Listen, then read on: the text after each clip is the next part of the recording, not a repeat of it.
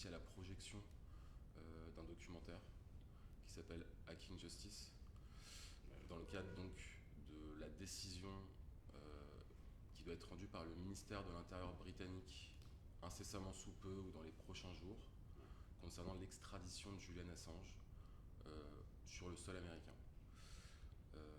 Est-ce que vous pouvez nous en dire plus déjà sur le documentaire qu'on a regardé? Alors ce documentaire qui a été tourné par des Espagnols qui sont basés en Allemagne et distribué par les Mutins de Pangée en France, à l'origine était un documentaire destiné à faire un reportage sur le juge Balthazar Carlson. Alors il se trouve que quand l'équipe a débarqué, Balthazar Carlson venait d'être nommé coordinateur des équipes juridiques de Wikileaks à travers le monde, des opérations internationales. Et en fait, le documentaire a changé de direction et a commencé à suivre une affaire, l'affaire juridique Wikileaks Julian Assange. Le tournage a duré in fine 9 ans, au lieu des quelques semaines prévues. Et c'est probablement le seul documentaire, en tout cas en circulation en France, qui présente l'histoire vue de l'intérieur. C'est-à-dire du point de vue de Wikileaks, de Julian Assange et de ses défenseurs. Et c'est un regard qui n'a pas grand-chose à voir avec l'image qui a été renvoyée par les médias. Je crois pouvoir affirmer que la plupart des gens qui le regardent se rendent compte qu'ils découvrent quelque chose, qu'ils sont émus. J'ai vu des personnes émues aux larmes dans certaines projections. Et c'est l'histoire réelle, rocambolesque, incroyable, et insupportable en ce qui me concerne, du traitement juridique et médiatique de cette affaire Julian Assange qui dépasse largement l'enjeu de la personne même. Alors, suite à la projection de ce film hier soir, on a pu assister à un débat où on avait par exemple Cédric Villani qui était présent. Oui. On avait Stella Morris, donc Oui, la femme de l'épouse de Julian Assange, la mère de ses 2 enfants. Oui. Puis aussi le président de la Fédération internationale des journalistes. Anthony Bélanger. Au cours de ce débat, Cédric Villani t'a un peu présenté comme étant la personne qui connaissait le mieux le cas Assange en France actuellement, ou l'une des personnes qui connaissait le mieux, donc on te reçoit aujourd'hui pour ça. Oui. Et pour nos abonnés, on voudrait donc que tu recontextualises un peu l'affaire Assange. Qu'a fait Julian Assange par le passé, ou non, en tant que journaliste, et qu'est-ce qui fait qu'aujourd'hui c'est devenu une affaire internationale et qu'il y a une réclamation d'extradition sur le sol américain? Julian Assange et Wikileaks ont tout simplement commis l'irréparable. Ils ont franchi des lignes rouges qui ont toujours existé, mais que d'une manière générale, je dirais que la grande presse connaissait et s'abstenait de les franchir, alors que Wikileaks n'était pas du tout l'objectif. Il conviendrait, à mon avis, de remonter un peu en arrière, parce que Wikileaks, beaucoup de gens ne se souviennent même pas de Wikileaks, alors que c'était une organisation qui en 2010 était à l'apogée de sa gloire, était sur tous les journaux, et que Julian Assange lui-même était désigné comme l'homme de l'année par Le Monde et Time Magazine, ce qui n'est pas rien aux États-Unis. Et aujourd'hui est un paria tombé dans l'oubli, oubli qui a été organisé d'ailleurs par la grande presse. Alors si on remonte en arrière, il paraît que pour raconter une histoire, il faut savoir choisir le début de cette histoire. Et moi, le début de mon histoire va commencer par les attentats terroristes contre les États-Unis en 2001. Pourquoi ? Parce que c'est à ce moment-là et sur cet événement-là que se sont produits des grands chamboulements et des grands changements qui ont eu des effets jusqu'à aujourd'hui et contre lesquels Wikileaks avait été fondé. Alors ces effets multiples, mais il y en a quelques-uns qui vont nous intéresser particulièrement. C'est la réduction des libertés tous azimuts.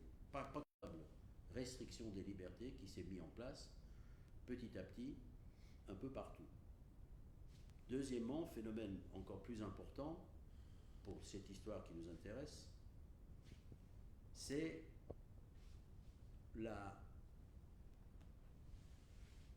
l'élargissement de l'importance et du rôle des services de renseignement, qui devenaient de plus en plus omniprésents, de plus en plus puissants, et dont le fonctionnement devenait ensuite aussi de plus en plus occulte. C'est-à-dire qu'ils étaient de plus en plus en roue libre, constituant un pouvoir à l'intérieur du pouvoir sans compte à rendre. Et le troisième phénomène auquel nous avons assisté et qui a eu des impacts, c'est les gouvernements qui prétendent agir de façon de plus en plus occulte. Et ce n'est pas une phrase en l'air là, que je lance, parce que si on prenait l'exemple de le traitement de la gestion du crise du Covid en France, on a vu un président de la République française se réunir avec un comité de l'armée, pour ainsi dire, de secret défense, pour gérer une pandémie. Je veux dire, on a touché le fond là, en quelque sorte. Et c'est une propension qui est de plus en plus grande.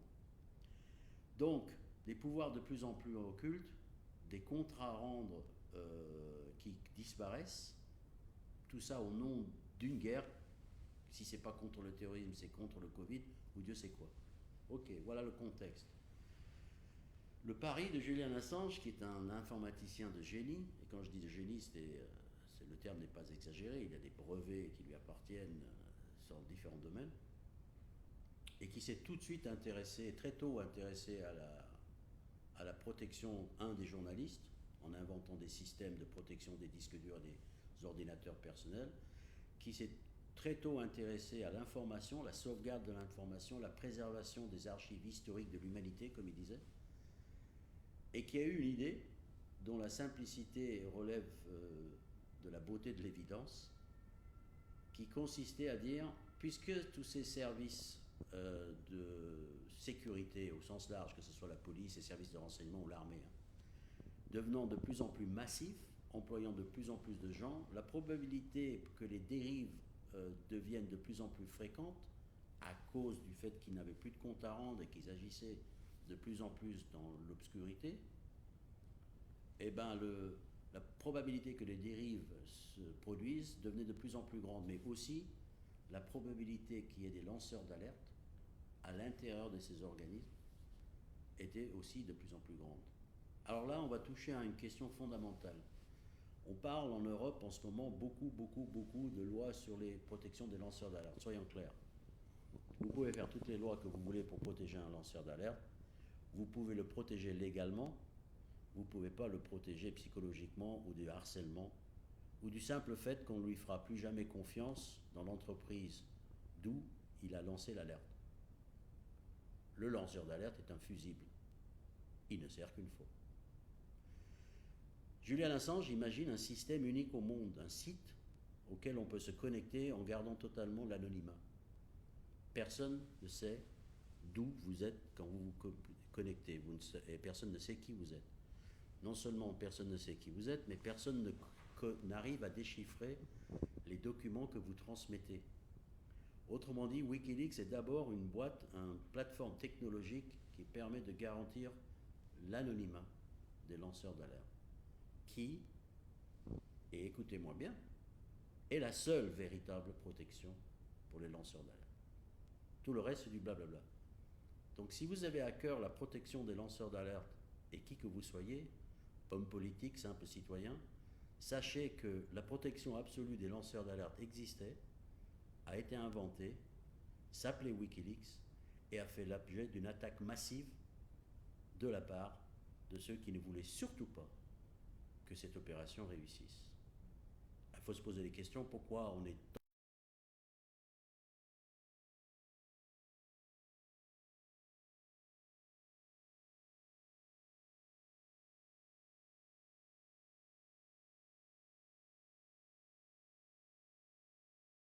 de publication qui s'appelait Wikileaks, garantir l'anonymat des lanceurs d'alerte.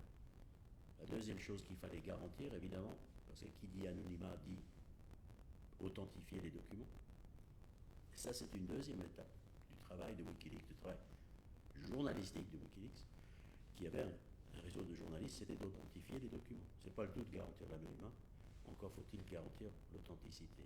Il faut dire qu'au bout de 10 ans, un peu plus, d'existence, Wikileaks a publié plus de 10 millions de documents. Je ne sais pas compter, c'est le chiffre qu'ils annoncent. Et aucun de ces documents n'a été remis en cause quant à son authenticité. Donc on peut émettre des doutes peut-être sur la méthodologie, mais toujours est-il que la preuve est dans le résultat, c'est qu'ils n'ont jamais été pris à défaut. Petite pause, reculons d'un pas. Le modèle que je viens de vous présenter, au cas où vous ne l'auriez pas perçu comme tel, mais c'est super important et ça va expliquer tout ce qui vient ensuite. C'est simplement en une phrase. Le modèle Wikileaks représentait un danger existentiel pour tous les pouvoirs corrompus. Si nous ne l'avions pas compris tout de suite, les pouvoirs en question l'ont compris tout de suite. Parce qu'ils ont bien vu que des fuites se produisaient et qu'ils étaient incapables de les retracer.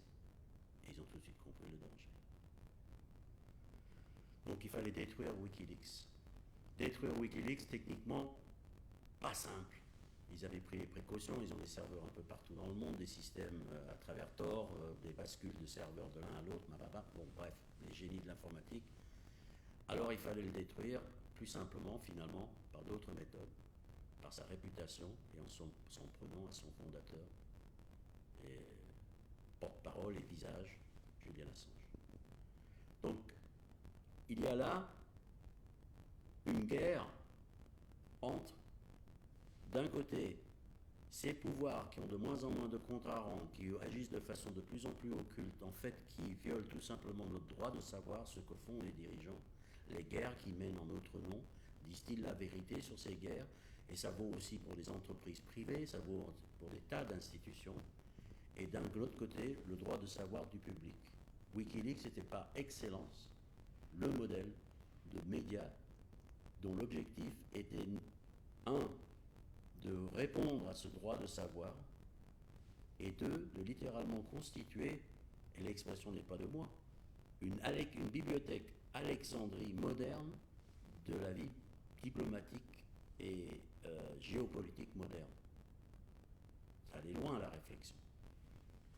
Alors, au début, Wikileaks a vivoté, puisqu'il fallait encore savoir qu'elle existait, avec quelques révélations qui ont quand même provoqué des changements de pouvoir au Kenya dans les années 2006-2007. Mais évidemment, c'est l'année 2010 qui va être l'explosion, si vous voulez, l'apparition sur la scène internationale de Wikileaks, lorsque un soldat américain, à lui tout seul, Bradley Manning à l'époque, devenu Chelsea Manning plus tard, sera à l'origine supposée des fuites les plus importantes jamais réalisées sur trois événements importants, enfin deux événements importants déjà. La réalité de la guerre en Irak que les Américains avaient déclenchée suite aux attentats de 2001. On se rendait compte qu'ils sous-estimaient le nombre de morts, qu'ils sous-estimaient la réalité sur le terrain, qu'on ne savait pas ce qui se passait réellement et que ces documents, les Iraqi War Logs, révélaient toute l'étendue du massacre en cours, pour ceux qui en doutaient.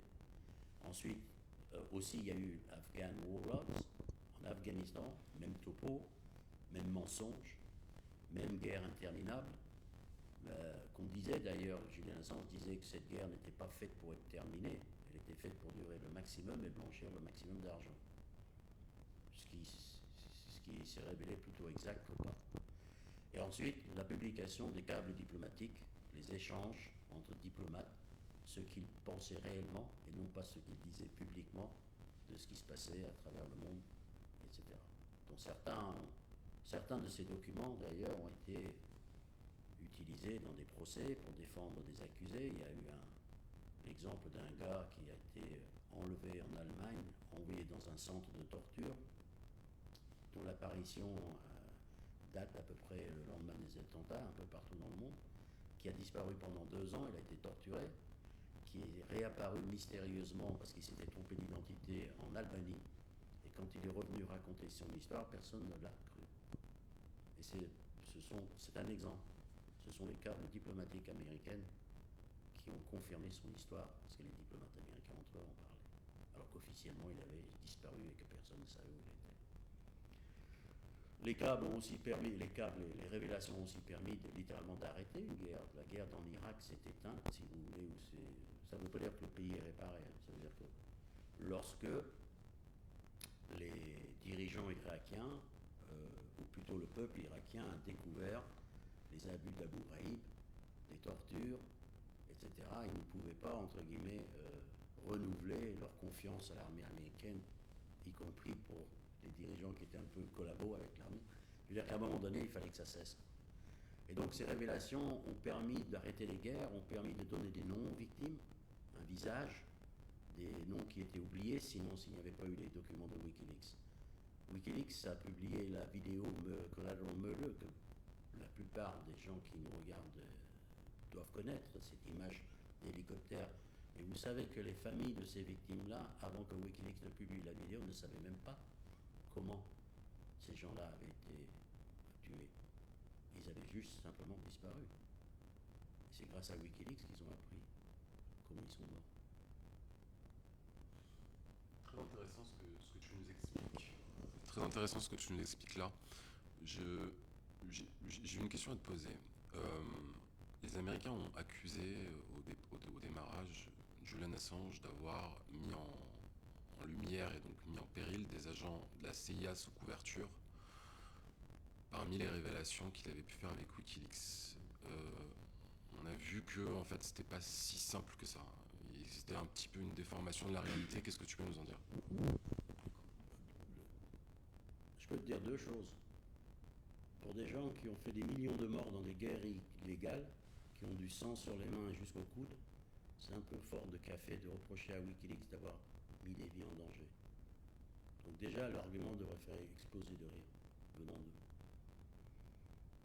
d'eux. Eux, par contre, ils ne se sont pas contentés de mettre des vies en danger, ils ont littéralement massacré.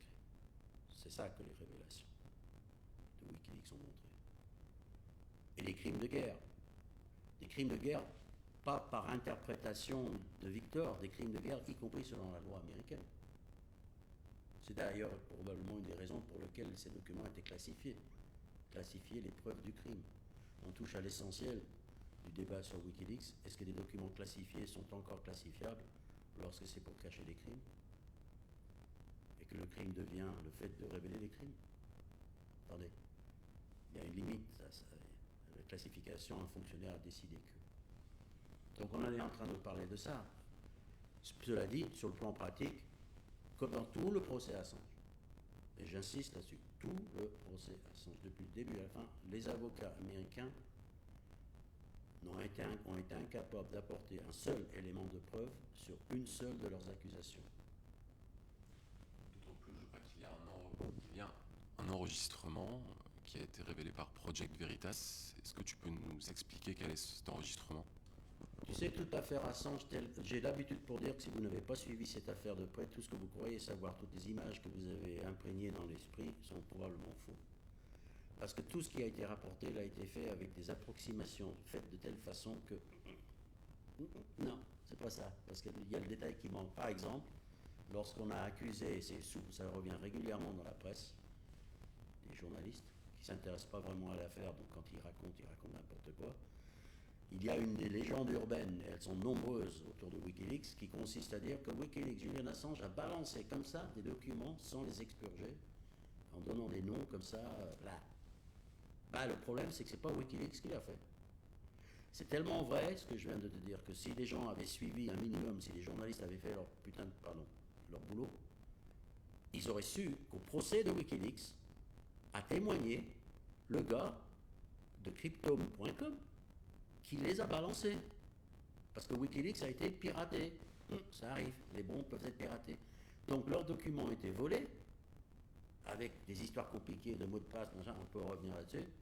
Il les a balancés sur Internet, aux États-Unis. D'ailleurs, il n'a jamais été embêté par les autorités américaines, parce qu'il est protégé par le premier amendement de la Constitution. Et donc, c'est pas lui, c'est bien Cryptome, c'est pas Julian Assange, c'est Cryptome qui a balancé ces documents. Et même dans ce cas-là, il n'y a jamais eu de cas prouvé de quelqu'un qui aurait été mis en danger et qui aurait subi quelconque dommage par rapport à ces révélations. Donc non seulement les légendes urbaines, mais elles sont soigneusement fabriquées pour éviter le petit détail qui change tout.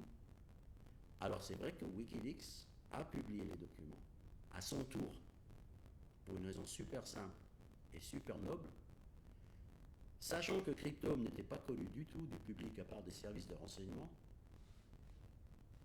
Si Wikileaks publiait tous les documents, alors les victimes potentielles, puisque Wikileaks était très connu à l'époque, sauraient que leur nom est dans les documents et pourraient prendre des mesures pour se protéger. Donc le travail de Wikileaks a consisté à publier a posteriori eux-mêmes les documents, non pas pour mettre en danger des vies, mais essayer d'en sauver. Et entre les deux opérations, entre le moment où Wikileaks a été piraté, Julian Assange, comme tu l'as rappelé, et ça a été publié par le projet Veritas notamment, le site américain de révélation, a appelé littéralement le département d'État, a tenté d'entrer en contact avec Hillary Clinton elle-même, a eu un avocat, et la conversation qui dure à peu près 1 heure tourne autour de Julian Assange expliquant que Wikileaks a fait l'objet d'un piratage, que les documents seront probablement balancés quelque part sur Internet et qu'il y a peut-être moyen de limiter les dégâts. Il est en train de faire tout ce qu'il peut pour empêcher que des vies soient mises en danger. Américaines, les gens même dont il est en train de publier les documents.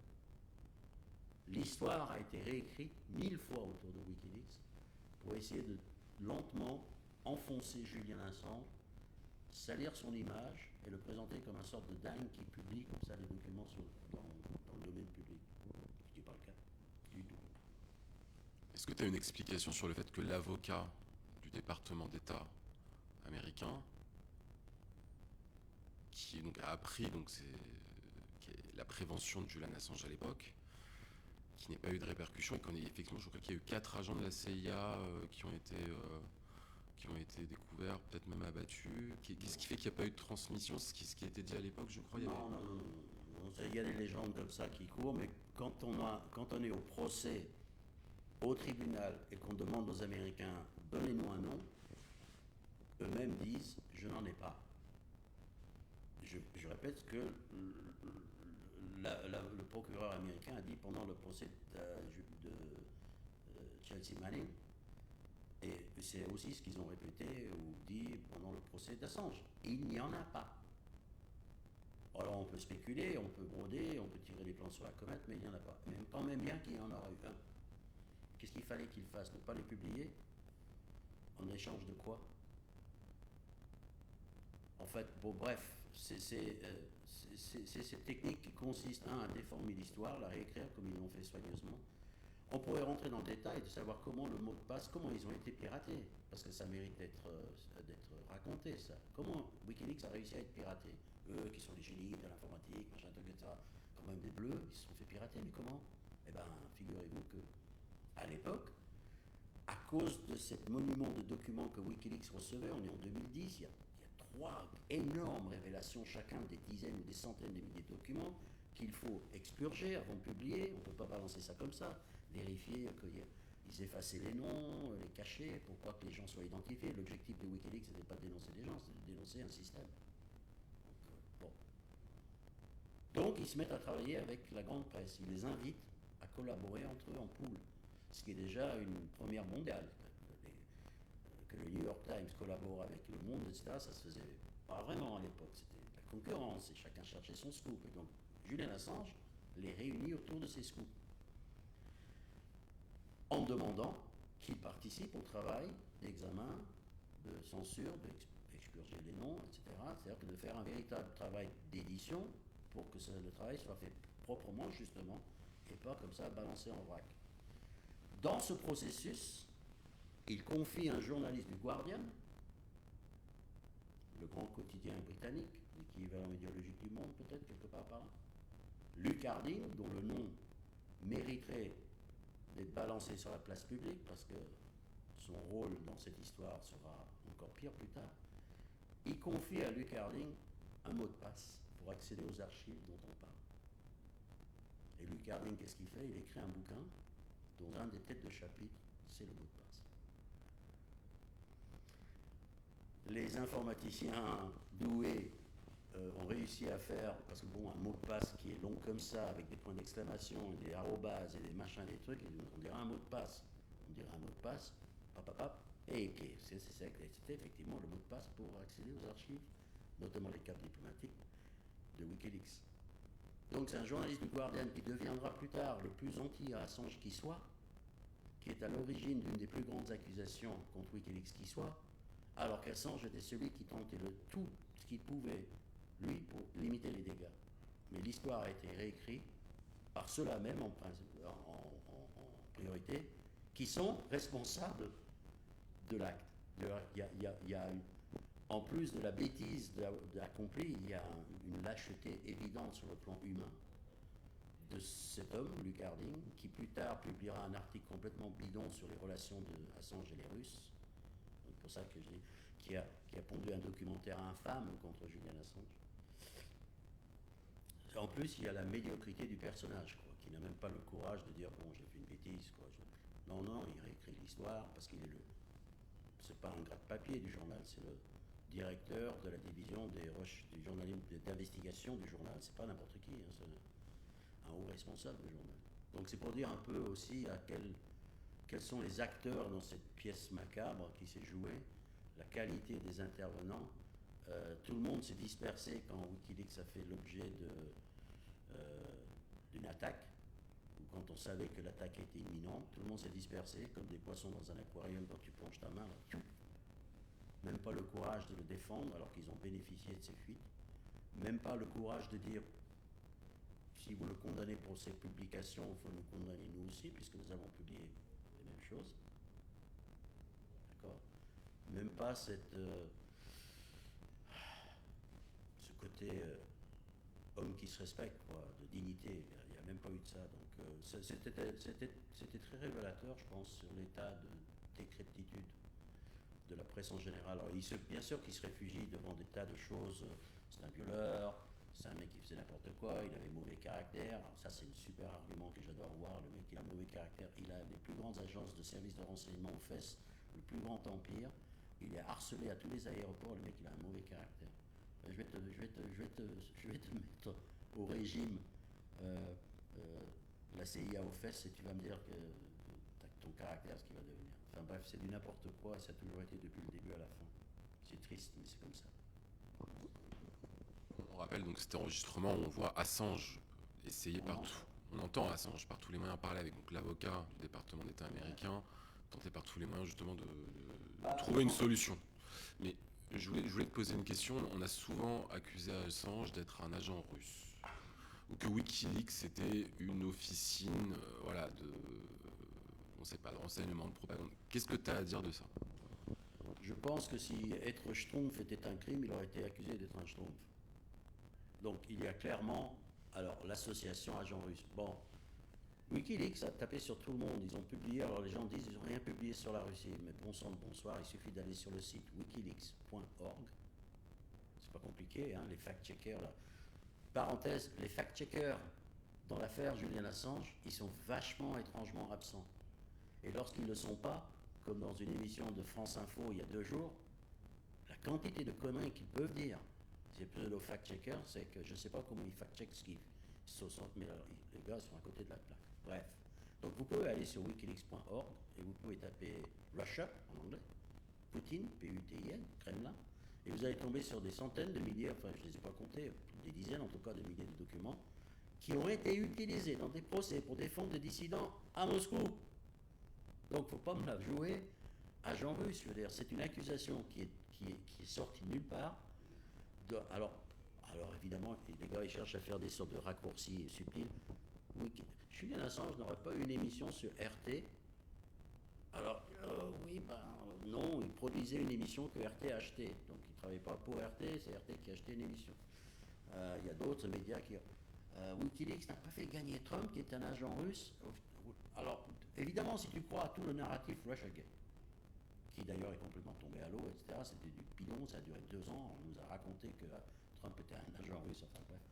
Alors, le reste semble coller avec une certaine logique, mais ce qui est absurde, c'est quand tu regardes les faits, les détails, et que tu rentres dans les réalités des choses, pas des accusations lancées en l'air. Donc, il n'y a absolument aucune raison. Mais cela dit, les médias ont participé à cette confusion. Le fameux Luc Harding dont je parlais, celui qui a révélé les mots de passe, a écrit en novembre 2018 un article dont le timing était très mauvais, il faut le dire. Il écrit un article en première page du Guardian où il raconte que Assange, qui à l'époque est dans l'ambassade, réfugié à l'ambassade d'Équateur, reçoit la visite du directeur de campagne de Trump, Paul Manafort. Il va jusqu'à décrire la couleur du pantalon que portait Paul Manafort. Et dans cet article, il raconte, Luc Harding, responsable de la rubrique département des investigations, que Paul Manafort visite Julian Assange à l'ambassade en compagnie de plusieurs Russes non identifiés. 3 reprises. Ben, il n'a pas de chance, Luc Harding, mais l'article est toujours en ligne. Hein. Pourquoi? Parce que 4 mois plus tard, on apprendra que l'ambassade d'Équateur faisait l'objet d'un espionnage intensif de la société de sécurité qui était chargée de sa sécurité et qui en fait travaillait pour la CIA, enregistrait tout, voix, son, toutes les réunions confidentielles entre Julian Assange et ses avocats, ses médecins. Julian Assange s'en doutait un peu, donc prenez des précautions, mais qu'il valait ce qu'il valait. Bref, il était impossible de rentrer dans l'ambassade sans que cela se sache. Et toutes ces images dont on parle ont été données à Wikileaks par un lanceur d'alerte à l'intérieur de cette société. Aucune trace de Manafort qui rentre dans l'ambassade, mais ce qui n'empêche pas le Guardian de garder l'image en ligne qui a été rédigée par un grand journaliste du journal qui, en temps normal, aurait dû être viré à grands coups de pied au cul pour avoir accompli un tel fake, sur lequel d'ailleurs s'appuient encore aujourd'hui certaines accusations. Mais on sait qu'il est fake. Il n'y a aucune trace dans les registres, il n'y a aucune trace dans les caméras, ça a été inventé. Donc, tout à l'heure, je disais que Wikileaks, pour détruire Wikileaks, comment tu fais? Techniquement, c'est très difficile. Et à quoi ça servirait? Parce que, et je peux le dire, parce qu'il y a 10 ans, j'ai participé à l'opération. Il y avait une opération mondiale de sites qui offraient des copies de sauvegarde, des backups à Wikileaks. Donc, ils nous transmettaient, et toute la nuit, on recevait des données cryptées, donc on ne pouvait pas les lire, qui arrivaient sur nos serveurs, et je voyais des fichiers comme ça gonflés, mais je ne savais pas ce que c'était, qui servirait peut-être un jour avec un mot de passe qu'on nous donnerait un jour peut-être. Donc l'idée de détruire Wikileaks physiquement, à quoi ça servirait puisque ça allait renaître de ses cendres ailleurs. D'accord? Alors il fallait détruire la réputation. Parce qu'un tel site qui fonctionne sur l'anonymat, l'authentification des documents, tu détruis la réputation, ça y est, c'est bon, personne n'en parle, d'ailleurs c'est ce qui se passe. Qui a entendu des autres révélations de Wikileaks depuis 2010 à part ceux dont on parle? Il y a 10 millions de documents qui ont été publiés depuis, dont certains incroyables. Donc qu'est-ce qu'ils font? Il faut salir la réputation. Donc c'est des agents russes, ça aurait pu être chinois, c'est des fous qui publient n'importe quoi, etc. Enfin, bref, en fait ça fait partie de la stratégie de Stratfor, hein, qu'on peut lire dans les cadres de Stratfor. Donc voilà. Est-ce que tu peux nous parler de cette entreprise Stratfor? Tu as parlé des boîtes de sécurité, des entreprises de sécurité privées, sociétés militaires privées, de renseignement privé qui sont pas mal impliquées, je crois, sur le cas Assange. Et là, tu nous parles de Stratfor. Est-ce que tu peux nous en dire plus? Alors, je ne suis pas un spécialiste de Stratfor, mais ce qui est clair, c'est que depuis quelques dizaines d'années, depuis les attentats, je crois que ça aussi c'est un phénomène que je situe dans mon esprit, peut-être que je me trompe, comme un phénomène qui a surgi à cette époque-là, c'est que la guerre et le renseignement sont devenus des affaires d'entreprises privées. La sécurité nationale est confiée à des sous-traitants privés, comme la santé est confiée à des entreprises privées, comme la découverte des vaccins est confiée à des entreprises privées, comme, je veux dire, la privatisation se glisse partout, y compris dans les questions de sécurité nationale, y compris dans les affaires militaires, puisque Blackwater est omniprésente, je ne sais plus comment elle s'appelle maintenant, est omniprésente. Académie, Exé, ça change de nom régulièrement. Oui, les pistes, ouais, c'est ça, je change de nom dans mon CV et puis on ne me reconnaît pas avec un faux nez, un gros élastique. Et donc, en ce qui concerne nos amis de Stratfor, ils ont été à l'origine de la stratégie anti-Wikileaks. C'est clairement indiqué qu'il fallait le persécuter sur le plan juridique partout, au maximum, lui et ses amis, sa famille, jusqu'à la fin du monde, et allant jusqu'à l'insulter, en fait, y compris dans les mails, on sentait la haine contre un mec comme Wikileaks, comme Julian Assange, jusqu'à dire qu'il ferait une très bonne mariée en prison. Dire l'élégance du niveau des échanges entre le patron de Stratfor et... Mais cela dit, j'en connais pas plus que ça sur Stratfor, sinon c'est immense et qu'on les voit un peu partout surgir. Mais si on avait eu plus de Wikileaks, on en saurait plus, parce que ces entreprises-là, par définition, ne veulent même pas savoir que le public n'est même pas censé savoir qu'ils existent. Donc encore moins ce qu'ils font. D'où cette fameuse guerre contre l'opacité, guerre contre l'ignorance, droit de savoir. Est-ce qu'ils ont le droit d'agir, d'agir sur les vies. C'est des entreprises qui peuvent faire tuer les gens. C'est pas juste du renseignement. Où est-ce qu'un tel habite, c'est quoi son numéro de téléphone? C'est pas de ce genre de renseignement-là dont on parle. C'est de la vraie, de la brutale, celle qui change la donne du point de vue géopolitique, celle qui fait la différence entre des gens qui vivent heureux et des gens qui voient leur vie basculer dans l'horreur. Donc, on a affaire à des cinglés, on a affaire à des gens dangereux, on a affaire à des gens psychopathes. La sécurité que Wikileaks offrait aux lanceurs d'alerte, ce n'était pas simplement un confort, c'était une nécessité absolue. Et aucune loi ne défendra un lanceur d'alerte qui risque de se prendre 2 balles dans la tête devant chez lui, comme c'est arrivé à un des supposés lanceurs d'alerte de Wikileaks, notamment sur les courriels de la DNC. Donc la protection ne suffit pas, hein. Il peut y avoir des soupçons à l'intérieur, des enquêtes, mais c'est la seule véritable garantie, et c'était Wikileaks représentait un danger existentiel. Et l'affaire Wikileaks a été noyée de légendes urbaines. Une des façons de vous faire désintéresser à une affaire, une des moyens de vous faire désintéresser, c'est de la rendre compliquée. Les gens sont mal suivis. Et c'est de balancer des informations et des contre-informations tous azimuts. C'est-à-dire que derrière une hypothèse, vous accompagnez une hypothèse de 49 à côté, vous en avez 50, le public ne sait pas lequel, et puis voilà, c'est très bien comme ça. Exemple sur les attentats du 11 septembre, il y a des tas de cas comme ça où des tas d'informations circulent. Donc on a raconté, là c'est sorti en plus récemment, je l'ai vu apparaître 3 fois de suite, que Wikileaks a publié, a révélé les identités et les adresses des femmes turques militantes sous la dictature d'Erdogan, ce qui a mis leur vie en danger. Hein? Et c'est un des reproches qu'un journaliste faisait à Wikileaks, Julian Assange. Le problème, c'est que ce n'est pas Wikileaks qui l'a publié. De quoi il parle? Wikileaks n'a fait que mentionner l'existence. J'ai vu récemment un journaliste qui reprochait à Wikileaks d'avoir révélé l'identité d'un homosexuel en Arabie Saoudite, ce qui a mené à son arrestation. Il suffit de vérifier, en fait Wikileaks a fait le contraire, a annoncé l'arrestation. Donc le mec était déjà arrêté. C'est pas Wikileaks. Donc cette approximation systématique, parce que tu pourrais dire, ouais, les mecs ils sont pas très précis, comme professionnels ils sont pas précis. Comment ça se fait qu'ils sont jamais précis, toujours dans le même sens? Leur imprécision est toujours en défaveur de Julian Assange. C'est jamais une imprécision qui joue en sa faveur. C'est-à-dire qu'une imprécision aussi systématique, aussi décisive dans l'idée qu'on se fait de l'affaire, à un moment donné on se dit mais est-ce que c'est vraiment le hasard? Est-ce que c'est vraiment de l'incompétence? Ou à quoi ils jouent ce mec-là exactement? C'est quoi leur intérêt dans ce jeu-là?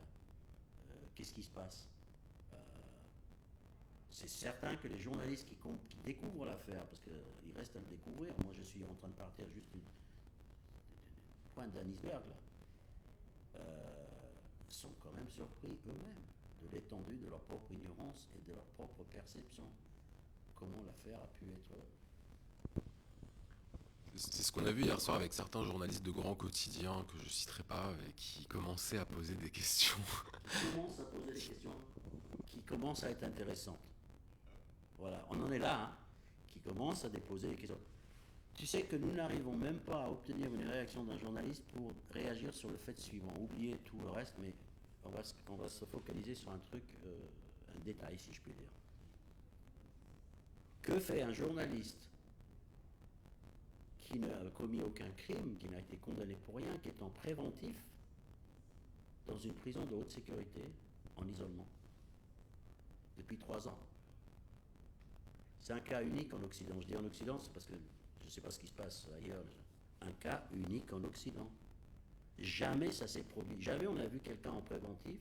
Préventif, ça veut dire qu'on attend de voir dans une prison de haute sécurité avec des terroristes, des assassins en série, et en isolement, en plus.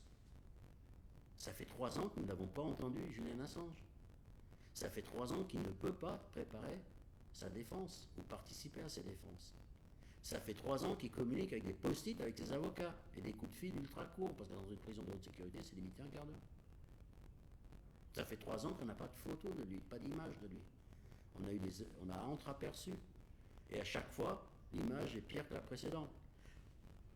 Au dernier procès en appel, À l'audience, il a fait littéralement, il était en vidéoconférence parce qu'il ne pouvait même pas être déplacé pour venir au tribunal. Il était en vidéoconférence, comme ça arrivait fréquemment, notamment pendant le Covid. Et il a disparu de l'image sans qu'on sache pourquoi. On a appris plus tard qu'il a eu une mini-attaque cérébrale. Ça pose une question d'ailleurs plus générale que ça, parce que lors d'une autre audience précédente, il était incapable, il était dans un tel état de déglingué qu'il était incapable, lorsque le greffier lui a demandé de façon routinière quel était son nom et sa date de confirmer son nom et sa date de naissance, il avait du mal à s'en souvenir. Ce qui pose quand même maintenant une autre question. Julian Assange est passé, je crois, depuis tout le début de cette affaire, devant 22 juges, pour une raison ou pour une autre, en comptant les appels, Cour suprême, voilà, provenance. Pas un seul n'a l'air de s'étonner de l'état physique et mental de l'accusé qu'on lui présente. C'est normal qu'un accusé fasse un AVC en direct lors d'un procès et que les juges continuent comme si rien n'était. Est-ce que c'est normal qu'un accusé qui n'est condamné pour rien, qui est en préventif, ne se souvienne même plus de son nom et sa date de naissance, et que ça ne fasse pas réagir un seul des juges? Pourquoi je dis ça et pourquoi je rappelle ça? Ça, c'est moi qui parle. Mais le degré de corruption que ça montre, parce qu'un juge corrompu, ouais, on sait gérer ça, non? 2, allez, 3 ans. Il n'y a personne dans la hiérarchie judiciaire, juridique, ou je ne sais pas quoi, du système judiciaire britannique qui s'étonne de ce qui se passe. Personne au gouvernement. Un mec condamné pour rien, n'ayant accompli aucun acte de violence dans une prison de haute sécurité. Le Guantanamo britannique, depuis 3 ans, est en train de mourir à petit feu et ça ne fait pas scier un seul juge qui le voit devant lui faire son AVC et disparaître de l'écran, ils le savent. On est devant une situation, c'est un cas qui révèle tellement de choses sordides, dangereux, sur l'état du pouvoir britannique, mais pas que. Parce qu'il faut quand même, il y a eu 4 États qui se sont ligués pour descendre Assange. Tu sais que les États-Unis avaient une équipe de 120 agents pour traquer Assange et trouver des moyens de... Plus que Ben Laden. 120. D'où, c'est pour te dire l'importance que ça représente à leurs yeux. Et nous, on ne l'a pas vu. Nous, les médias alternatifs notamment. Je parle des médias alternatifs parce que les grands médias, ils ne sont pas vraiment concernés par l'affaire Assange. Je veux dire, c'est pas... Comment il s'appelait encore, j'ai oublié son nom, le journaliste avec les chapeaux rouges. J'aime bien me prendre à lui parce que je le déteste cordialement. Rappelle-moi son nom. Christophe Barbier. Christophe Barbier. C'est pas les Christophe Barbier des médias qui se sont visés par les menaces sur la liberté de la presse. C'est pas des journalistes, c'est des commentateurs qu'on appelle des journalistes. Pas... Qui est visé dans cette affaire? Qu'est-ce qu'il y a derrière? Sur qui va jouer, avoir des effets la jurisprudence dont on n'a pas encore parlé? C'est les médias alternatifs, ceux qui oseraient, qui cherchent à informer, qui cherchent à respecter le droit de savoir, qui sont peut-être parfois à l'origine de certains fake news, mais certainement pas majoritairement. Et donc, en fait, ce qui s'est passé, c'est que la presse, les médias ont réussi à transformer la plus importante affaire de presse de notre vivant, l'expression n'est pas de moi, en un simple fait divers. C'est la meilleure façon qu'ils ont eu de l'évacuer. Les gens ne prêtent pas attention. Qu'est-ce qui est en train de se passer? Le journalisme d'investigation a été criminalisé. C'est la première fois de l'histoire qu'un journaliste est attaqué pour les publications. D'ailleurs, les Américains, c'est tellement vrai qu'ils ne l'ont pas accusé d'avoir publié. Ils ne peuvent pas, sinon ils atteindraient à la première amendement de la Constitution et ils seraient obligés, entre guillemets, d'attaquer le New York Times, le Washington Post, Guardian, Der Spiegel, Le Monde, Mediapart. Donc ils ont été concoctés des trucs un peu bizarres. Espionnage. Pourquoi Julian Assange aurait espionné quoi? Tentative d'infraction, qui est l'ordinateur. Sur le témoignage d'un gars qui lui-même est en tôle maintenant et qui avouait qu'il a menti. La presse ne vous en a pas parlé. Vol de documents. Vol de documents, non. Quand on te les remet par un lanceur d'alerte, c'est pas du vol. Sinon, le canard enchaîné va être accusé d'espionnage, de vol de documents. Bon. Et donc, ils nous ont eu quoi? Ils nous ont eu avec une campagne, ils nous ont endormis, on n'a pas vu arriver la chose. Donc, criminalisation. Première chose. Deuxième chose, la plus effrayante, si vous voulez mon avis, l'extraterritorialité, ou le mot magique. Ça veut dire quoi? Ça veut dire c'est un truc vicieux, et je connais bien parce que mon autre spécialité c'est Cuba, et l'extraterritorialité des lois américaines, leur volonté, je connais bien ça. Et je crois d'ailleurs avoir été un des premiers à avoir mis le doigt dessus, parce que ça, au début, quand je m'intéresse à cette affaire Assange, à cause de mon orientation d'esprit, à cause du blocus contre Cuba, mon esprit a tout de suite percuté là-dessus. En gros, ça peut se résumer à ça. De quoi se mêlent les Américains? Julian Assange est australien. Il a travaillé en France, aussi, mais en Europe. La société pour laquelle il travaille, qui lui appartient ou pas, non, pour laquelle il travaille, on va dire, se trouve en Islande. Quelle est la juridiction sous laquelle se fondent les Américains pour prétendre extrader Julian Assange? Ça, c'est une autre nouveauté. L'extraterritorialité. Les États-Unis sont en train de dire, si vous violez une loi américaine, chose qu'on peut discuter, mais admettons que ce soit vrai. Le problème, c'est toi et moi, assis là où on est, si ça se trouve, on est en train de violer des lois tous les jours, ailleurs. L'extraterritorialité, ou son absence, fait que on s'en fiche, on est sous la juridiction française. Donc on fait ce qui est légal en France. C'est peut-être interdit en Arabie Saoudite de pointer un micro comme ça sur moi, etc. Je sais pas moi. Donc l'extraterritorialité veut dire que tu n'es à l'abri plus nulle part. Ouh, attendez là. Parce que ce qui se passe dans ces cas-là, la jurisprudence fait que d'autres États se disent, si vous le faites, pourquoi pas nous? Demain, un journaliste d'investigation va révéler, allez au hasard, les crimes commis par l'armée chinoise au Tibet ou Dieu sait où. Il le révèle et les Chinois disent, bon, bah, puisque c'est comme ça, on va demander son extradition. Oh, bah, on va l'envoyer balader, évidemment, la Chine. Parce que c'est la Chine. Et c'est bizarre d'ailleurs qu'on trouverait normal que dans ce cas-là, on va balader, pas les États-Unis. On est dans un cas complètement similaire. Donc l'extraterritorialité en elle-même est une épouvantable déformation, instrumentalisation de la loi. Je suis soumis aux lois du pays dans lequel j'agis, je n'ai rien, je n'ai que faire. Et l'autre élément, parce qu'il y en a plein, donc criminalisation du journaliste d'investigation reconnu comme tel par la justice britannique, extraterritorialité de la loi américaine. Et la troisième chose, c'était, je viens de m'échapper, j'ai perdu le fil, mais il y en avait un troisième qui me reviendra peut-être. Non, ça m'a échappé, désolé. J'ai une question à te poser. On est dans une guerre de l'information aujourd'hui là.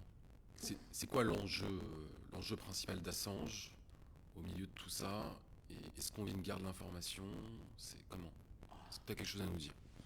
Je crois qu'on est à il y a 3 ans, je parlais d'une guerre de l'information. Maintenant, on a une croisée des chemins. On y arrive. C'est où ça bascule, où ça passe, où ça casse. Il y a un truc là qui... J'ai toujours senti d'ailleurs que l'apparente liberté de l'Internet n'était qu'apparente. Parce qu'in fine, ça dépend quand même de structures, de réseaux, de plateformes détenues en gros, on va dire, par nos ennemis. Et à moins de les considérer comme des tarés, de penser qu'ils allaient nous laisser agir contre eux en toute liberté, c'était probablement très mal les connaître. Donc, la guerre de l'information, oui. L'information étant le nœud du pouvoir, c'est l'arme absolue moderne, je crois, y compris militaire. Toute opération militaire commence par l'information. Toute décision politique, normalement, commence par l'information. Je prends une décision en fonction de l'information que j'ai. Et Julian Assange était tout à fait sensibilisé à ça, et il en parle beaucoup dans le livre dont je vous parlais tout à l'heure. Par exemple, en disant qu'un peuple mal informé prend de mauvaises décisions.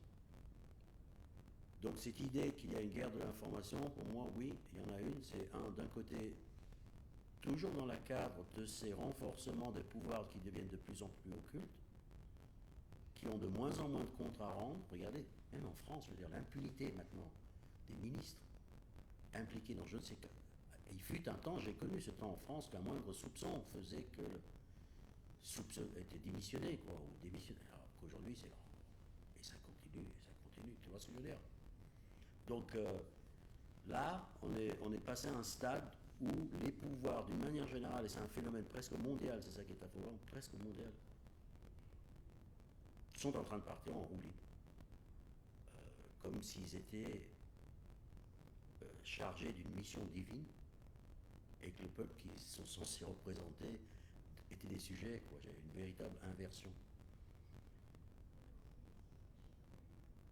Les censures actuelles, l'imposition des discours dominants, avec toujours une couche de justification, fake news, etc. Mais je veux dire, si on ne voit pas en ça le schéma d'un totalitarisme, c'est qu'on est quand même relativement aveugle. Donc, d'un côté, la mainmise médiatique, l'information. Je crois que c'est clair, les pouvoirs cherchent à se protéger, à se dédouaner, à empêcher que certaines... Et de l'autre côté, il y a une organisation comme Wikileaks, par exemple, pas que lui, mais c'était quand même le navire amiral, si je puis dire, d'une époque qui a inventé, il y a 20 ans, 10 ans, pardon, une nouvelle mode d'information complètement non filtrée, complètement à la disposition du public, les documents originaux, pas triés, expurgés éventuellement, mais les données brutes.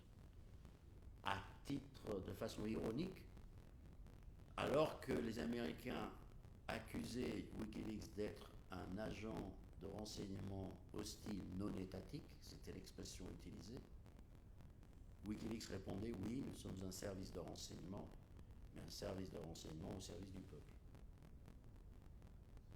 Donc l'idée qu'il rendait service au plus grand nombre, à la vérité, était très prégnant chez Julian Assange. D'ailleurs, dans toutes ces discussions, c'est une sorte d'obsession. C'était sur plusieurs plans. Par exemple, vous ne pouvez pas réparer une injustice si vous n'êtes pas au courant de cette injustice. Donc la première étape pour réparer une injustice, c'est de la dénoncer. Donc cette idée que l'information est le racine de tout et le cœur de tout problématique, c'est tellement fondamental que c'était leur raison d'être. Alors on peut leur reprocher, les gens disent ouais mais vous avez publié n'importe quoi. Alors ça je réponds super clairement, avec une assurance, mais alors, la pratique de 3 années de débat. Ok, admettons. Dites-moi quel document ils n'auraient pas dû publier. Il n'aurait pas dû être publié. Et après on discute. Mais tant qu'on est dans l'anathème, dans les accusations gratuites lancées en l'air, ce qui est à peu près toujours ce qui est en train de se passer dans l'affaire Julian Assange, avec des affirmations comme ça sorties. Moi, je ne veux pas discuter. Moi, en tout cas, si vous n'avez pas un cas précis, si vous n'avez pas une raison précise sur les 10 millions de documents, allez-y, le site est là. Dites-moi quoi, quand, pourquoi. Ou mieux, dites-moi si cet exemple, même que vous pourriez en trouver un, par rapport aux 10 millions, c'est une goutte dans un océan de vérité, une goutte de terreur dans une... Je veux dire, c'est qu'on est en train de parler d'un journalisme nouveau, il était peut-être affiné, il aurait pu probablement être amélioré, c'était quelque chose de complètement nouveau qu'on n'avait jamais vu jusqu'à présent. Mais le fait est que le débat n'aura pas lieu, parce qu'à peine né, à peine réussi, l'opération a été étouffée, parce qu'elle a trop bien réussi. Wikileaks n'est pas mort en 2010. Wikileaks a continué à publier pendant des années, en 2017 notamment. Et ça, chacun retient les fuites qui le marquent, mais celui-ci m'a marqué. En 2017, publie ce que la CIA présente comme le plus grand coup jamais porté contre l'agence de renseignement américain. C'est Wikileaks qui le fait, qui le publie. Ce sont les révélations qu'on appelle Vault 7, que vous pouvez aller, qui révèlent les outils d'espionnage cybernétique utilisés par la CIA, qui permet d'activer votre téléphone à distance, même quand il est éteint, pour vous écouter, d'activer votre Smart TV, même à distance, pour pouvoir servir de micro, et qui peut même prendre le contrôle de certaines voitures modernes et l'envoyer par exemple contre un arbre, si d'aventure l'idée leur venait à l'esprit. Oui. Est-ce qu'on a le droit de savoir que nos portables, même éteints, pouvaient servir de... Est-ce qu'on a le droit de savoir que les États-Unis espionnaient, y compris nos propres dirigeants, qui n'ont d'ailleurs pas réagi à ça? C'est marrant, Julian Assange est accusé d'espionnage, mais les espions qui ont espionné la France ne sont pas en retour accusés d'espionnage. Ce serait marrant de voir Macron inculper Mike Pompeo pour espionnage. Parce que lui, il l'a fait, par contre, et du vrai. du concret, du pur, pas du j'interprète ça comme de l'espionnage. C'est marrant, l'extraterritorialité apparemment ne marche que dans un seul sens, et que pour certaines personnes. Donc la guerre, oui, la guerre de l'information a commencé, je l'ai déclaré il y a 3 ans, je le maintiens, la guerre de l'information a commencé, le navire amiral s'appelait Wikileaks et le général Assange est tombé. Alors on peut le prendre comme un incident, on peut le prendre comme une crise majeure. Je pense qu'on a tous intérêt à le considérer comme une crise majeure et de s'affranchir des critiques, des à peu près, des légendes urbaines, des mensonges, des calomnies. Le journaliste du Guardian sur Twitter, du compte officiel du journaliste, a été jusqu'à traiter Assange, lorsqu'il était à terre, d'étron. Le terme employé, étron. Je me demande combien de fois ce journaliste et les autres utilisent un terme aussi méprisant pour parler d'un vrai criminel de guerre, par exemple. Combien de fois ils osent être aussi courageux que de traiter d'étron un gars à terre? Quand je disais que l'affaire Wikileaks, Assange, révèle la médiocrité de la presse, de la grande presse, je ne plaisante pas. Je trouve elle révèle cette défaillance professionnelle, mais aussi la médiocrité des gens qui l'exercent. J'ai peut-être un code d'honneur dépassé, pas savoir. Mais moi j'aime bien les gens qui assument leurs erreurs, j'aime bien les gens qui ont des principes, bonnes ou mauvaises, mais j'ai une admiration pour des gens qui ont des principes. Il y a des gens qui ont des principes qui sont dans le camp politique opposé à moi, mais figure-toi que je les respecte parce qu'un principe est un principe. Pas forcément. Et j'aurais imaginé que tous ces... Pas tous, mais en tout cas les journalistes qui avaient participé à l'opération de Wikileaks, qui étaient dans le bureau avec Julian Assange à Londres en train de travailler sur les documents, qui connaissent parfaitement cette histoire, je les aurais bien imaginés dans un autre monde comme ça hypothétique, dans un univers parallèle, prendre sa défense en disant mais même s'il a mauvais caractère, quel rapport ça? On a publié les mêmes documents que lui, on l'a vu passer des nuits entières physiquement, lui, à expurger les documents, à écrire des programmes spéciaux. On sait les précautions qu'il prenait pour ne pas commettre d'erreurs, précautions qu'on retrouve dans des écrits de Julian Assange en 2011. C'est-à-dire que si on remontait dans le temps, si on avait une machine à remonter dans le temps et qu'on reprendrait chronologiquement les données, les faits, les événements, on verrait que c'est Julian Assange qui freine les publications. Je l'ai vécu en direct cette époque-là. Que c'est Julian Assange qui reproche aux grands médias, attendez, le scoop c'est bien, mais il ne faut pas mettre des vies en danger. Et dans cet univers parallèle, dans cet autre monde qui n'existe pas, ces gens-là, qui se présentent comme des grandes plumes, qui auraient de la dignité, des principes, qui auraient le courage, qui seraient des hommes ou des femmes, se présenteraient, feraient un pas en avant en disant si vous l'arrêtez, moi aussi il faut m'arrêter. Et ils savent très bien qu'ils ne le sauront jamais. Ce qu'il faudrait pour le sauver, c'est ça qui est dégueulasse. C'est finalement pas grand-chose. Un bon éditorial dans le journal Le Monde et Le Figaro. Une vraie mobilisation de Mediapart, de Spiegel et de Guardian. Une vraie petite campagne qui durerait même pas longtemps à mon avis. Il suffirait qu'ils disent ça, c'est bon, ça suffit. Nous n'acceptons pas ce que vous êtes en train de faire, mettre en danger le journalisme d'investigation qui est déjà presque mort. Il suffirait de pas grand-chose pour le sauver. Mais ceux qui détiennent la vraie clé, les grosses clés pour le sauver, apparemment ne veulent pas. Alors est-ce que c'est parce qu'il les a ridiculisés? Luke Harding, pour revenir à ce journaliste du Guardian, interrogé dans une école de journalisme, pourquoi il détestait Julian Assange, a eu cette réponse que je vous invite à réfléchir dessus. C'est parce qu'il ne respectait pas les codes du métier. Le métier est donc prêt à laisser mourir un homme, l'envoyer en bagne pour sans respecter les codes. C'est quoi, c'est un secte votre truc? C'est quoi exactement? Et c'est quoi les codes? Je le vois, moi, je sais très bien ce que c'est que les codes. C'est pas mettre des vies en danger. Le code, c'est je ne donne pas un coup de fil au département d'État avant de publier un document pour savoir si j'ai le droit de le faire. Wikileaks, il ne faisait pas ça. New York Times l'a reconnu, hein. que pour les affaires de sécurité nationale, avant de publier les documents, il appelait l'armée britannique pour savoir si ça posait un problème. En échange, probablement, tu me donnes ci, tu me donnes ça. C'est pas ce que faisait Wikileaks. Appelez pas pour savoir si on pouvait publier ou pas. Hein. C'est ça le code qu'ils n'ont pas respecté. C'est je suis au service du peuple pour informer le peuple. Basta. C'est tellement vrai ce que je viens de dire, c'est que le système que je viens de présenter, ce système qui garantit l'anonymat, que Wikileaks avait inventé, d'accord, qui garantit l'anonymat des gens. Wikileaks n'en a pas le monopole. Ils en ont fait cadeau, gratuitement, à toute la presse. Le New York Times l'utilise, il paraît que le Monde l'utilise. Est-ce qu'on a vu une explosion de révélation du niveau de Wikileaks depuis que la technologie s'est répandue sur la Terre entière? Ça prouve quoi? Réfléchissons. Ça prouve que ce n'est pas la méthode de Wikileaks qui était un problème. Parce que si c'est la méthode de Wikileaks qui était un problème, et que la technologie a été répétée 100 fois, on aurait vu 100 fois les révélations avec une autre méthodologie, la bonne. Mais qu'est-ce qu'on a vu? Rien du tout.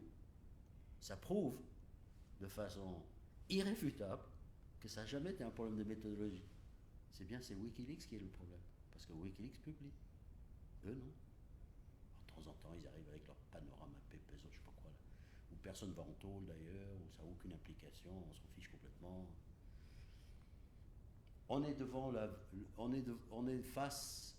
Le terrain est actuellement occupé, ça devrait préoccuper tout le monde, par un journalisme de façade, de parade. Le consortium international de journalistes basé à Washington. Oh, c'est vraiment l'endroit où ils se mettent à 80 pour réussir à faire l'équivalent d'une journée de travail de Wikileaks, qui eux bossaient à 10. C'est ça la putain de réalité de ce qu'on est en train de dire. Ils se mettent à 80 journaux pour publier une fois tous les 5 ans des révélations qui correspondaient à une journée de travail de Wikileaks, une journée banale. C'est ça l'enjeu. Le journalisme est en train de se théâtraliser, de s'aligner, c'est ça qui m'affole, c'est s'aligner maintenant. La dissidence n'est plus permise. Du point de vue simple intellectuel, qu'on puisse accepter qu'un événement, aussi grave soit-il, surtout lorsqu'il est grave, ne puisse pas être examiné sous les différents angles, comme on vient tout juste, commençant avec le Covid, maintenant avec la guerre en Ukraine, ne puisse pas être examiné par au moins 2 côtés, pour ne pas dire 4, ou 8, ou 16, ou 32, montre un état de dégradation, d'autodéfense de notre immunité intellectuelle. Je n'admettrai pas, moi, qu'on me dise, tu sais quoi, voici la vérité, c'est moi qui te le dis, fais-moi confiance. Parce que c'est à ça que les gens sont en train d'être soumis. En gros, on est en train, par exemple, sur l'affaire ukrainienne, on est en train de... J'entends des gens qui disent « Ah, les pauvres Russes, ils entendent que la version russe. » Et du coup, je te signale que chez nous, on n'entend que la version occidentale. Et en pire que ça, la question n'est pas d'approuver, la question n'est pas de sympathiser, la question c'est de comprendre, la question c'est d'entendre, la question c'est notre droit d'être informé. Le droit que j'ai, moi, pas l'obligation, le droit de consulter le site du ministère des Relations étrangères russe. Excusez-moi les gars, mais c'est pas un connard en t-shirt dans la Silicon Valley avec ses algorithmes à la con qui devrait avoir le droit de dire à moi, à toi, à vous tous, qu'est-ce qu'on a le droit d'entendre ou pas. C'est pas un connard assis dans un bureau de la Silicon Valley qui doit censurer une vidéo YouTube d'un médecin prix Nobel. C'est arrivé. D'accord ? C'est pas des milliardaires détenteurs de Twitter, Facebook, machin, qui vont me dire, qui vont donner le alpha et l'oméga de la vérité. Je veux bien qu'il y ait des règles, mais pas eux. Tu comprends ce que je veux dire? Pas eux. C'est comme si tu donnais au patron de Monsanto le droit de déterminer la qualité nutritionnelle du maïs. C'est exactement ça qu'on est en train de leur confier, ce rôle-là. Alors c'est marrant parce que ce que nous n'accepterions mais jamais pour notre corps, on exigerait des labels de garantie, de qualité, une date limite de péremption sur la bouffe. On n'accepterait jamais d'ingurgiter n'importe quoi sans qu'on dise qu'est-ce qu'il y a sur l'étiquette de composition. C'est eux qui décident. Non, je veux des réglementations. Alors ce qu'on n'accepterait jamais pour notre corps, eh bien figure-toi qu'on vient de l'accepter pour nos esprits, mais avec une facilité. Où sont les penseurs d'antan? Où est la résistance intellectuelle? Je ne parle pas de la résistance.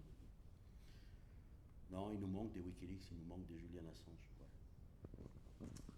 Merci Victor, en tout cas pour cet entretien, bon, qui n'est pas fait dans des conditions optimales. Je pense qu'on va te réinviter très rapidement pour creuser justement ce sujet qui, d'après ce qu'on a compris, et comme tu es en train de l'exposer, est devenu même vital. On a vu certains journalistes de grands quotidiens hier soir commencer à poser des questions.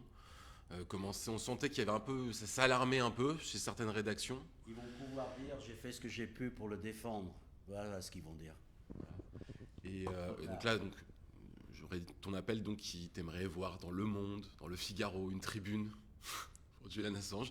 Qu'est-ce que tu peux demander aux citoyens pour conclure cette interview, qu'est-ce que tu peux demander aux citoyens lambda? Comment peuvent aider les citoyens lambda pour aider Julian Assange actuellement et donc aider en fait la liberté de la presse, si j'ai bien compris. Et tu vas nous présenter aussi le livre de Karen Sharp avant l'on se quitte et on se retrouvera bientôt. Alors je vais commencer par ça si tu permets, pour présenter le livre, parce que j'ai parlé de Julian Assange, mais le mieux c'est qu'il parle lui-même. C'était l'idée de Karen Sharp, qui est une journaliste américaine qui vit à Paris, et qui a compilé ce livre de citations en anglais, traduit en français par mes soins, traduit en espagnol, de 200 citations, plus que des citations, c'est parfois des passages entiers, et qui d'ailleurs a été préfacé en introduction par 200 personnalités qui appellent à le lire, et pas les moindres. Il y a Evo Morales, Raphaël Cora, Noam Chomsky, Jean Ziegler, Emir Kusturica, Philippe Peluc, etc. Des 200 personnalités qui appellent à le lire parce que ça vaut la peine. Donc Julian Assange, le combat, en fait, titre personnel, Julian Assange mérite comme homme, oui, je crois, d'être sauvé. Bon, mais il se trouve, lui, au milieu d'un combat qui est celui de Wikileaks, qui se trouve au milieu d'un combat qui est celui des cypherpunks, qui est celui-là est un combat qui se trouve au milieu de notre droit de savoir. Donc c'est crucial, c'est le point rouge de la cible, Julian Assange. Alors qu'est-ce que les gens peuvent faire? Alors c'est à la fois compliqué et simple. C'est un procès politique. On a bien compris, si on n'a pas compris, bon, j'ai parlé pour ne rien dire. Et les procès politiques en Occident, officiellement ça n'existe pas. Les procès politiques, ça existe que là-bas, hein. Là, mais pas ici. Pas de procès politique. Donc ça, alors que les procès politiques dans les États totalitaires sont des shows pour faire peur, les procès politiques dans les pays occidentaux sont généralement des opérations un peu honteuses. On n'en parle pas trop. Donc il leur faut la discrétion, il ne faut pas qu'on en parle trop, il ne faut pas que la presse accède à la salle, etc. Donc la première chose à faire, c'est de traîner hurlant et se débattant cette affaire sous la lumière des projecteurs. C'est comme les procès politiques en Occident sont comme les vampires, sous la lumière du soleil, ils explosent. Et ce n'est pas que moi qui le dis, c'est aussi l'avocat principal de l'équipe de Julian Assange. Elle dit 50% de cette affaire se trouve devant la justice et 50% dans l'opinion publique. Et dernière réflexion que j'invite les gens à faire, finalement avec tout ce que je viens de dire, imaginez un monde avec Julian Assange et Wikileaks, imaginez maintenant un monde sans Julian Assange et Wikileaks. Choisissez celui que vous préférez et agissez en conséquence. Merci Victor. Je vous invite donc à nous retrouver en kiosque, le magazine Nexus, et bien sûr sur nexus.fr, et donc à vous abonner au magazine. Et dans les prochains mois, on continuera de traiter dans les prochaines semaines le sujet de Julian Assange, le sujet Wikileaks, avec Victor, mais aussi d'autres personnes. Voilà. On vous remercie. Au revoir.